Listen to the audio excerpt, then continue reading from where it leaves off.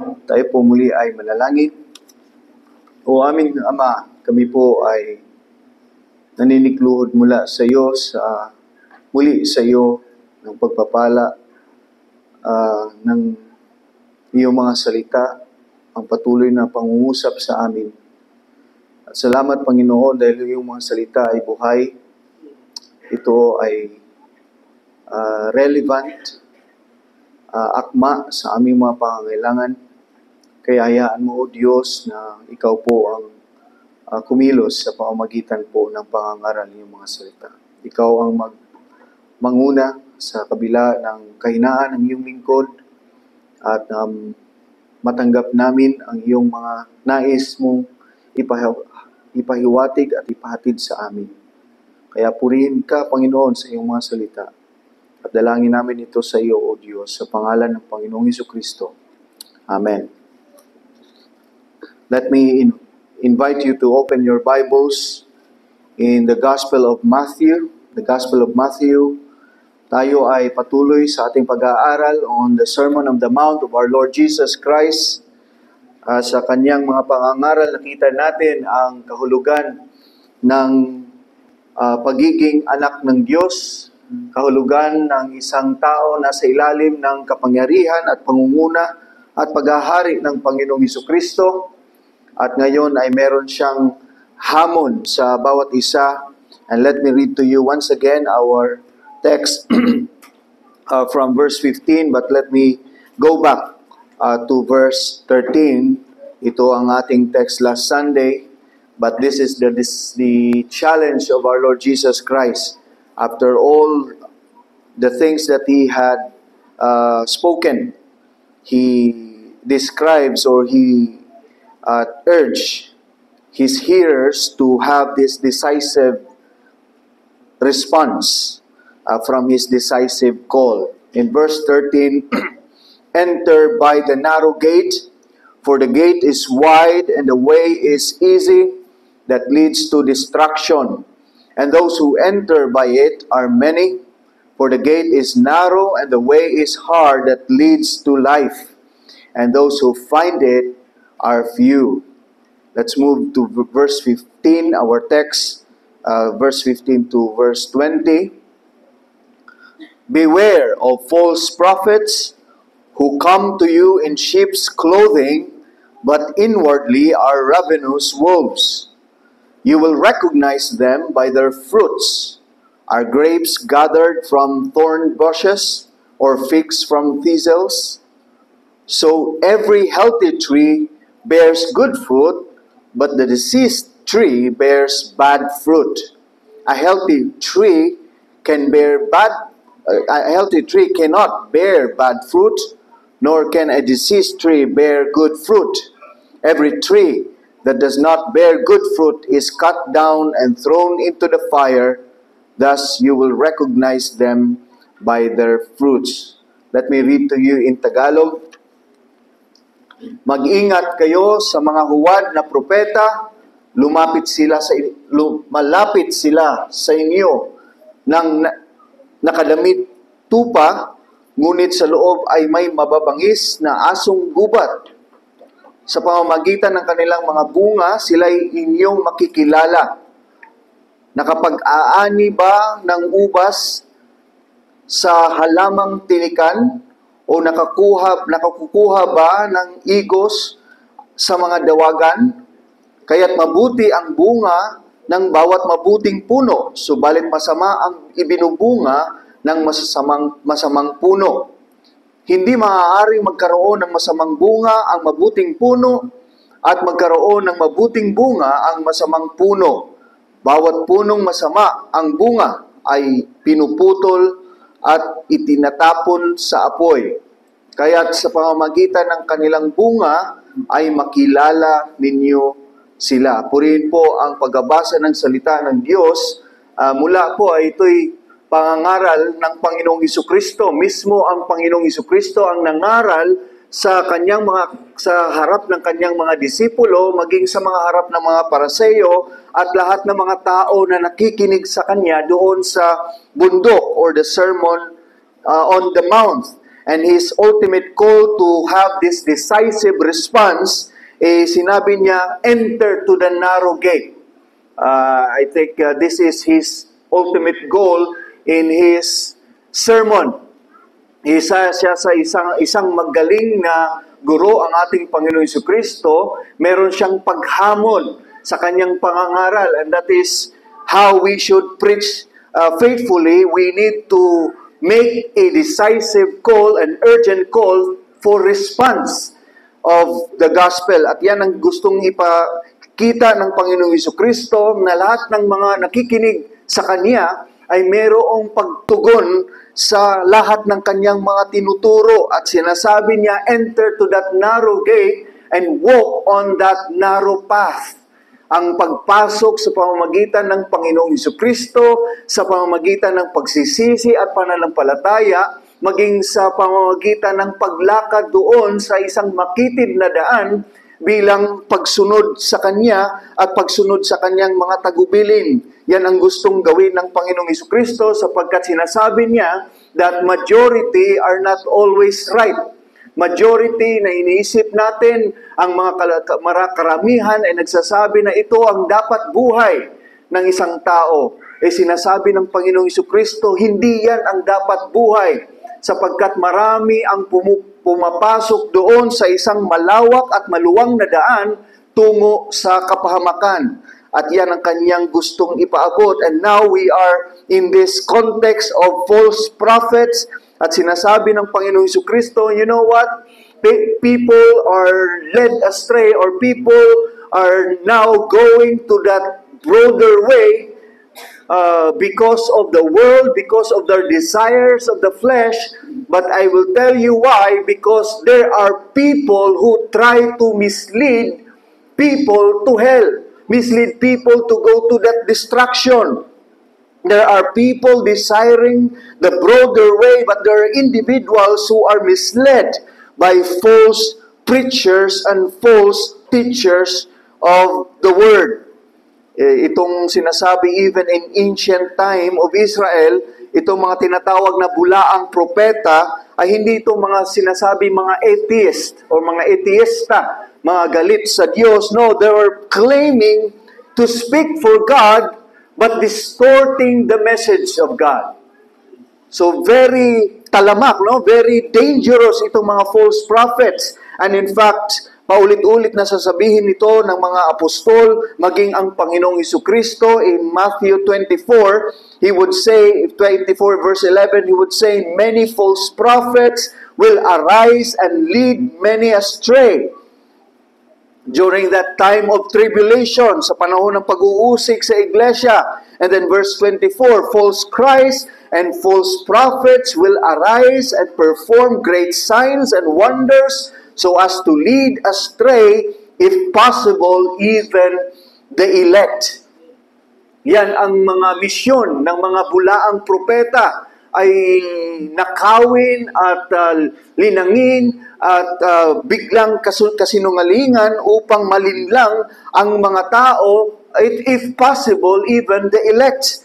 So, hindi tayo ligtas if you are thinking that you are elect by God. Hindi ka ligtas sa mga impluensya na mga false prophets and false preachers. Now, we know na wala ng prophet ngayon as far as the biblical prophets is concerned. Ang propeta na tinutukoy dito ay itong mga messengers of the word of God, and the prophets are those who proclaim the message of God. At ngayon ay wala ng direct revelation through prophecy, but we have the scripture. So tinutukoy ng Panginoong Jesucristo, may mga false preachers, false teachers through the Word of God, using the Word of God, but distorting the message. Iniiwas ang tunay na kahulugan ng mensahe ng Panginoong Jesucristo. Even in Acts, the church age, in Acts chapter 20, verse 29 and following, this is the warning of Apostle Paul to the elders ng Ephesus. Remember, the elders of the Ephesus ay ito yung mga estudyante ni Apostle Paul, where Paul stayed in Ephesus for almost 3 years At nandun, hindi tumitigil ang Apostol Pablo to teach the truth about the whole counsel of God. At sinabi niya sa kanilang kalagitnaan, as he would depart from them, fierce wolves will come in among you.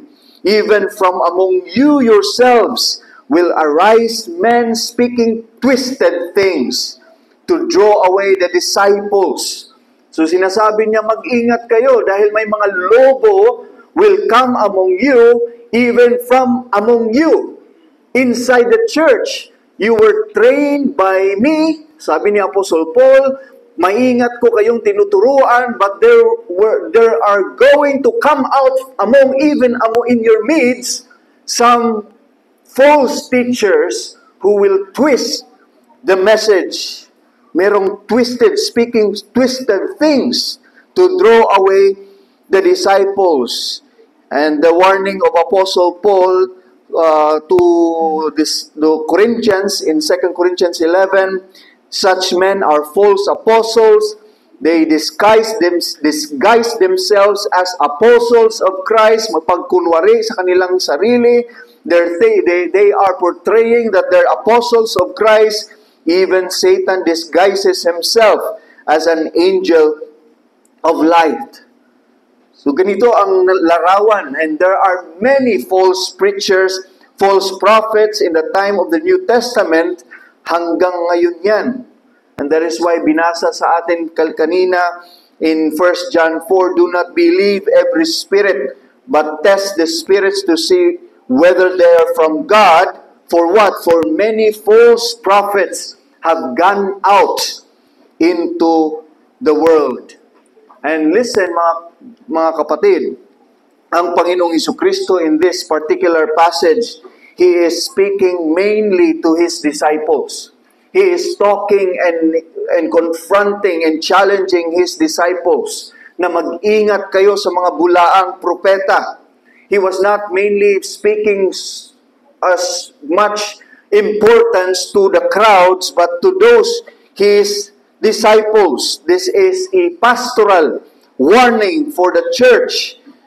If we can relate this message to us in our church, VVBC Church, we need to be warned with these things. Listen to the challenge of the Lord Jesus Christ, because few find life, because many are led or many are misled by deceivers, yung mga manlilinlang, mga mini, mga sinungaling na siyang nagbibigay ng mensahe sa lahat ng mga tao, maging sa mga mananampalataya. So this is my challenge and my message for us this morning. Christ demands discerning hearts in a world darkened by relentless spiritual deception. Hinihingi ni Kristo ang mapagmasid, mapagbantay, mag-ingat sa isang mundong nadidilim ng walang humpayng espiritual na panlilinlang. So ito ang mensahe na gustong ipalaan ng Panginoong Jesucristo, na tayo ay magbantay, maging mapagmasid sa isang mundong madilim dahil sa napakaraming panlilinlang, at ito'y tinatawag na spiritual na panlilinlang. So let me divide my message into two. There is that one, a warning of deception, ang babala sa panlilinlang, and then a call for discernment, ang pagkatawag sa atin upang magbantay. Number one is a warning of deception. Ito ang magbibigay sa atin ng babala sa pamamagitan ng pagtuturo mismo ng Panginoong Jesucristo. At He said, beware of false prophets who come to you in sheep's clothing, but inwardly are ravenous wolves, savage wolves. The beware there is, of course, in present imperatives. Ito'y tumutukoy sa pagpapatuloy na pagbabantay, to continually on the lookout for false prophets You pay much attention dahil merong mga pseudo-prophetess, those who claim of the divine authority, who claim the Word of God as the Word of God, but the Word of God is being distorted. So yan po ang mga false prophets. Hindi tayo tumutukoy sa mga Muslim that they have different word o meron silang Quran, but we're talking of those people who are using the Word of God and then distort the Word of God. That is false or falsehood with these false prophets. They are wearing sheep's clothing. No? Ibig sabihin, they look like a sheep. They look like sheep.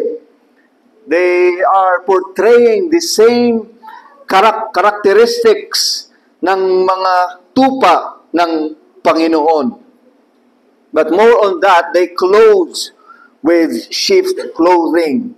They pretend, even in the Old Testament, yung mga false prophet ay nagpe-pretend kasama sa kanilang mensahe to be convincing, to be persuasive sa mga kanilang subject na kanilang pinapangaralan, ay they would wear the same clothing of the prophets of God.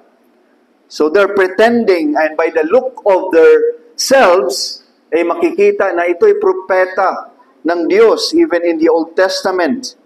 But actually, they're ravenous wolves, violent and greedy, predator.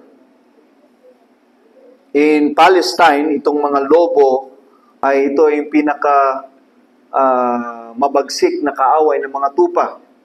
And that is why Jesus is using this as the illustration, the greatest enemy of the sheep, wolves. Kahit sino or kahit ano, kahit maliit, kahit malaki, matabang tupa, pag makita yan ng lobo, ay kakainin at lapain, mabangis, walang awang, patayin, yan ang mga lobo. Yan ang kanilang nature, yan ang kanilang likas. They love to devour sheep. At yan ang tinutukoy ng Panginoong Jesucristo sa mga tao na gustong pumatay or gustong kainin, consuming the souls for gain, for money, for power, and they're greedy. Kaya mapapansin natin, mga kapatid, ang warning ng Panginoong Jesucristo ay napakaseryoso. Hindi siya nag-warn or nagbibigay ng babala na mag-ingat kayo sa mga lobo, but He is even more telling description, mag-ingat kayo sa mga lobo, they're pretending to be sheep. Yes, we can identify probably false preachers, di ba? We can identify false prophets or false pastors from the outside or sa ating perspective na halatang halata because of what we have, what we gain from our knowledge of Scripture. But sinutukoy ng Panginoong Jesucristo dito, mag-ingat kayo because they are pretending to be sheep. They're wearing sheep's clothing. At ito'y tumutukoy sa atin, mga kapatid, that falsehood is real, that threatens even those who claim to have knowledge of Christ. That's my point. Totoo ang kasinungalingan na nagbabanta kahit sa mga nagsasabing may kaugnayan kay Kristo Jesus, kahit sa mga nagsasabing may alam patungkol kay Kristo Jesus. Merong kasinungalingan na umiikot sa ating mundo. As I'm speaking, as we speak today, merong mga kasinungalingan na umiikot, lumalaganap sa pamamagitan ng mga bulaang mga ngaral. Hindi mapanganib ang mga bulaang propeta sa simula. Gumagamit sila ng bokabularyo ng mga Kristiyano. Gumagamit sila ng Biblia. But they have that subtle distortion, ang banayad na pagbaluktot sa mga katotohanan. And so it is persuasive because that falsehood is wearing the appearance of righteousness. It is somehow persuasive. And that makes it more dangerous, mga kapatid. Because falsehood contains truth in it. Yan ang pinakadelikado because ang mga tinuturo ng iba't ibang gumagamit ng scripture, yung Iglesia ni Cristo, gumagamit sila ng scripture. They're using Christian terms like faith, like comfort and blessings. Jehovah's Witnesses, they're using Christian terms. Mormons, they're using Christian terms. But we know that they're different because they're not using orthodoxy. They deny essential doctrines like Trinity and the deity of Christ. But how about false prosperity? False or prosperity gospels, or those preachers who would use biblical terms such as comfort and prosperity, na nagsasabi na kung ikaw ay na kay Kristo Jesus, meron kang tunay na kaaliwan and comfort, and therefore, to apply that in your life, you should live in a comfortable way, you should be wealthy, you should be richer than any other. Yan po ay isang kasinungalingan. And it is a subtle distortion of the gospel. There are things who will teach, or people who will teach from the inside of the church with twisted things. So how do we know falsehood, mga kapatid? Let me give you some metrics. Falsehood promises an easier way. Di ba yan yung mismo sinabi ng Panginoong Jesucristo? Na maraming pumapasok doon sa malawak na daan because it's easy. They promise easier ways, less repentance, more self-focus, more self-improvement, less sacrifice, more comfort in this life, less self-denial. They don't preach about repentance. They don't preach about self-denial, bearing and carrying the cross of Christ. They use Christian terms without obedience, without the cross of Christ. They use blessings from God without obedience and submission to God's will. Diyan natin makikita ang falsehood and deception. If you know a Claudius, or let's say Nero, the 1st century or 2nd century Roman emperor, before Nero, ang kanyang ama ay si Claudius. And Claudius, because of the good influence of Claudius, and then yung wife ni Claudius, Agrippina, she decided to poison his husband Claudius just to give way for Nero to become an emperor. At yun yung Nero na panahon ng mga apostles na nag-suffer, na inuusig ang iglesia sa panahon ng mga Kristiyano in the New Testament. But Agrippina, the wife of Claudius, poisoned him, and he's using a very tactical poisoning way.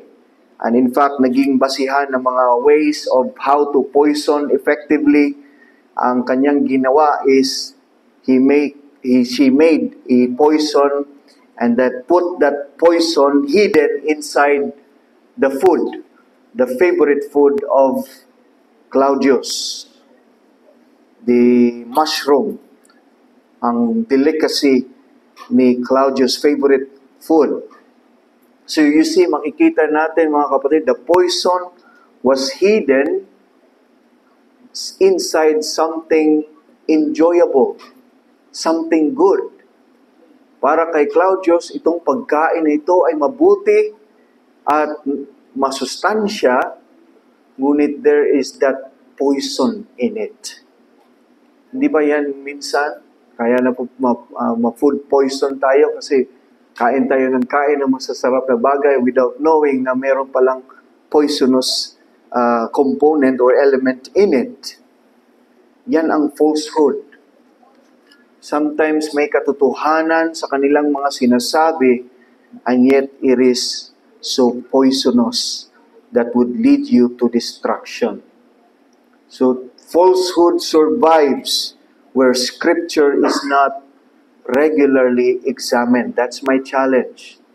If we are not examining the Scripture regularly, mananatili ang kasinungalingan kung saan hindi ito sinusuri ng kasulatan. That's what we read earlier in 1 John 4:1. Do not believe every spirit, but test the spirit to see whether they are from God. How can they know whether they are from God? When they are taught by the disciples. Itong mga katotohanan ay ito'y tinuturo ng mga disipulo ng Panginoong Jesucristo. Ito ay mga sinulat ng disipulo ng Panginoong Jesucristo, because according to John, many false prophets have gone out into this world. So tinatawagan tayo maging Bereans in Acts 17. Nung ang mga apostol ay nangangaral sa Berea, itong mga Bereans, yung mga tao na silang nakikinig sa pangangaral ng mga apostol in Acts 17, they were looking at the Scriptures intently. They searched the Scriptures upang makita nila na ang pangangaral ng mga apostol ay totoo ba o hindi. And that's what we need to do. We need to be familiarized with the Scriptures. Beware. Yung sinabi ng Panginoong Jesucristo, beware, is that it is a command to inspect, to evaluate, to test those teachings. So the question is, do we know the voice of our Lord Jesus Christ? Jesus said in John 10:4-5, "My sheep know my voice, they will not follow any stranger." Paano sila hindi makasunod? How does a sheep know a stranger? They know a stranger by knowing a familiar voice of their shepherd. Paano natin malalaman, mga kapatid, na itong mga katuruan na ito ay stranger? If we are familiar with the teachings of Christ. And so that's the challenge. The challenge is to avoid falsehood na siyang lumalaganap sa ating kalagitnaan, sa ating kapaligiran, is to be soaked with the Word of God, with the teaching of God's Word. So kasama na dyan ang hamon na patuloy na makikinig ng mabuti sa pangangaral ng salita ng Diyos, sa hamon na makikinig sa Sunday School, because Sunday School is a very good instrument for us to be knowledgeable of the Scriptures. At wala nawa sa atin dito na hindi mai-excite sa Sunday School natin, na walang pakialam kasi iniisip na hindi naman yan kasama sa regulative principle of worship, hindi naman yan kasama sa mga bagay na mahalaga. No. Yan ang panahon ng katuruan. Yan ang panahon kung saan tayo lalago sa mga katuruan ng Biblia, aside from the main central ng ating pagsamba ay pangangaral ng salita ng Diyos sa pamamagitan ng pangangaral ng mga guro. So, watch out. That is the warning of deception. Secondly, and lastly, a call for discernment. Gumagawa o tinitingnan ng Panginoon Jesucristo ang agricultural reality to teach us a spiritual truth. Yung fruit-bearing trees, of course, sa panahon ng Panginoong Jesucristo, ito'y laganap at marami, olives, figs, grapes, at alam nila ang mga katotohanan na ito. Jesus said, you will recognize them. You will recognize them by their fruits. You will know kung ano ang healthy tree. You will know that healthy tree will produce healthy fruits. Jesus is saying it's impossible to have that healthy tree producing a bad fruit. And so, otherwise, ang analogy dito na tinutukoy ng Panginoon, mentioning the trees and fruit, alam niyo mga kapatid, dahil maraming mga trees, papansin niyo may mga trees na magkatulad ang mukha. Mga puno na magkatulad ang mukha. Maliban na lamang kung makikita ninyo ang bunga. And Jesus is teaching here, He is insisting a spiritual inevitability na walang makakapigil sa isang realidad na ito'y mangyayari. A corrupt heart will eventually show corrupt fruit. False doctrine will produce false living. Hindi lang ito agaran na makikita, but it will eventually show. Ang tinutukoy ng Panginoong Jesucristo dito, we all have servants. Hindi po ba?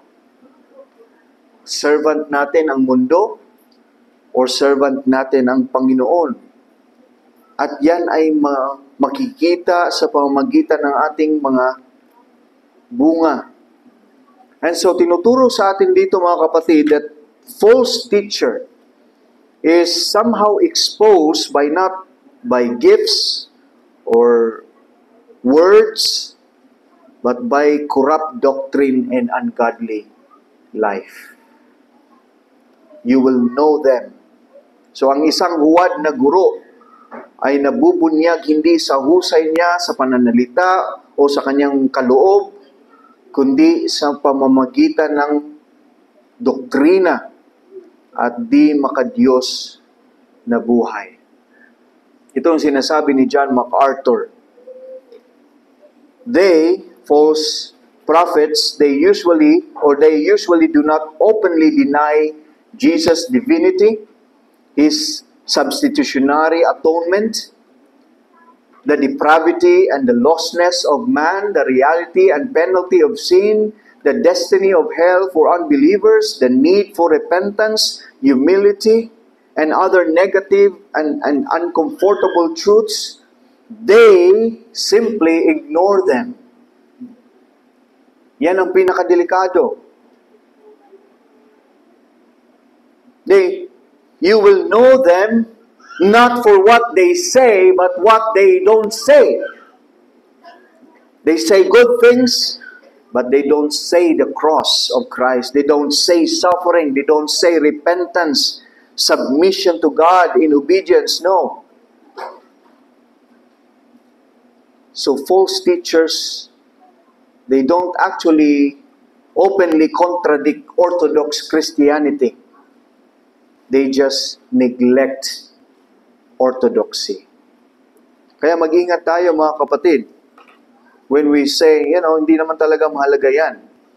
Ang doktrina, hindi yan mahalaga. And what we are after is the life of that person. And sometimes, again, John MacArthur is on point of saying, onward morality helps them give this impression of spiritual genuineness and therefore helps perpetuate deceit. Ibig sabihin, itong mga taong ito, they would pretend to be good outside, to be good in their external appearance, but inward, they're wolves, they're greedy, they're covetous, they're lustful, desiring to fulfill the lust of their flesh.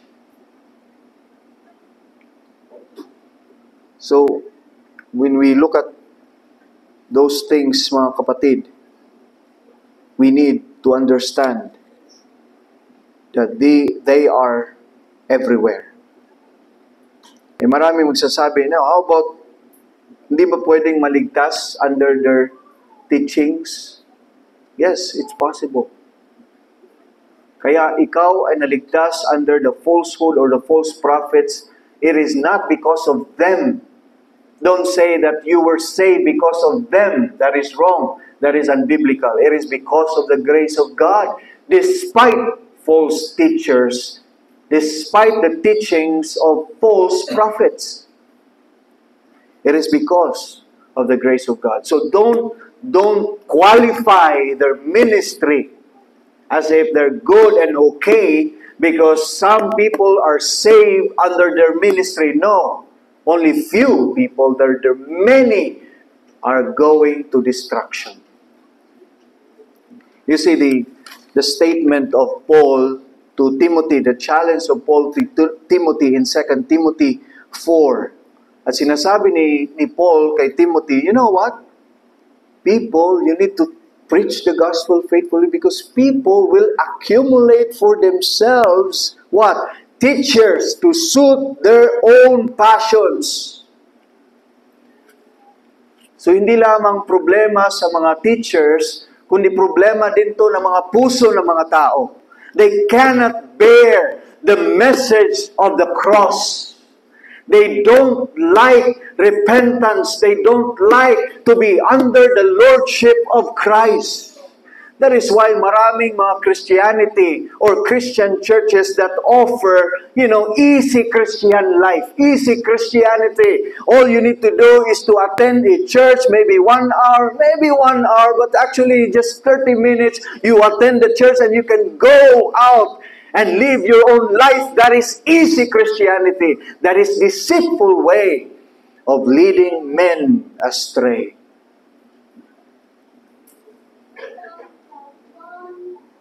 They cannot bear the truth of the lordship of Christ.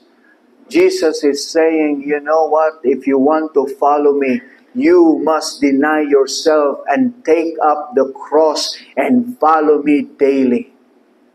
The cross of hardship, that is his challenge before this text. It is not easy for you to walk through that narrow gate, walk that through narrow path. To walk or enter the narrow gate is through the Lord Jesus Christ. The message of repentance and faith in Christ Jesus. At kung meron akong kinakausap dito ngayon na wala pang tunay na kaugnayan kay Kristo Jesus, lumapit ka kay Kristo Jesus sa pamamagitan ng pagsisisi sa iyong kasalanan at pagtalikod sa iyong kasalanan at tumungo ka kay Kristo Jesus. Yan ang paanyaya ng Ebanghelyo. Yan ang gusto ng Panginoong Jesucristo. Yan ang kanyang hamon sa iyo. Magtiwala ka sa Kanya. Enter to that narrow gate and walk to that narrow, isang makitid na daan, isang mahirap na daan, hindi sa pamamagitan ng paglakad sa makitid na daan na ikay maligtas. No, you are already saved because you have that good and faithful door. The door is the Lord Jesus Christ. I am the way, the truth, and the life. No one can come to God except through me. That's His message. But ito'y tinutukoy at nagsasabi ng ating paglalakad doon sa buhay na walang hanggan ay hindi madali. Kaya merong marriages na somehow ay na-challenge. Kaya merong mga tao, mananampalataya na naghihirap, nalulungkot sa araw-araw sa pakikipagdigmaan sa kanyang sariling kasalanan. And repenting of all our sins before God. It is not easy. It is hard. And these preachers, the pseudo-preachers, who would just say to you, you know what, all you need to do is to increase your self-esteem. Maybe your problem is yours. You're so negative about your life. You're so negative about the direction of your mind. Yesterday, I think yesterday pumunta kami sa bookstore with my family. And habang ang aking asawa at ang mga bata ay they were looking for books, ako naman ay tumitingin doon sa mga religious book. Very frustrating sometimes. Kaya makikita mo doon yung mga religious prosperity gospels. And they look in their covers very appealing, very clean and very happy, smiling, with enticing message that this is life, this is Christianity, this is what Christianity is telling you. But it's not. Christianity is the cross of Christ.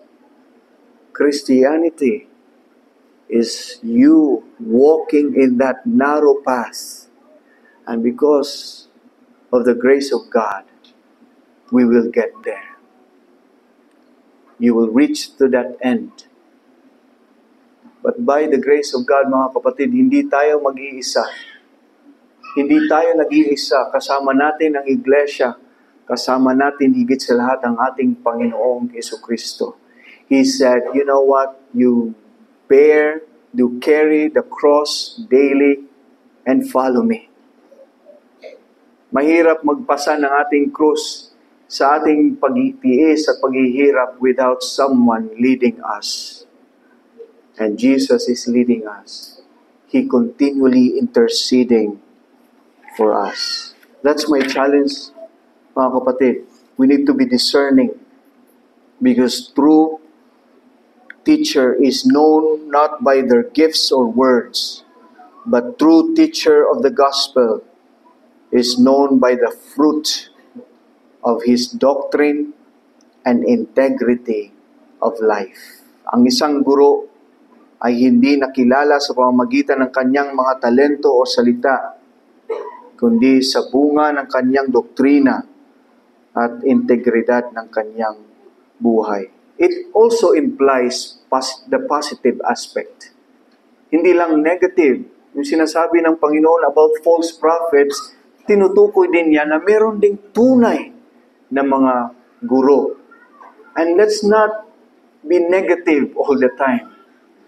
Let's be thankful to God for the good teachers that God has truly gifted the church with. And those teachers must be upheld in our prayers. Sabi ni Martin Lloyd-Jones, a very good example of course, John MacArthur, and then John MacArthur is also a good example to many preachers. But sabi ni Martin Lloyd-Jones, a Christian can generally be known by his very appearance.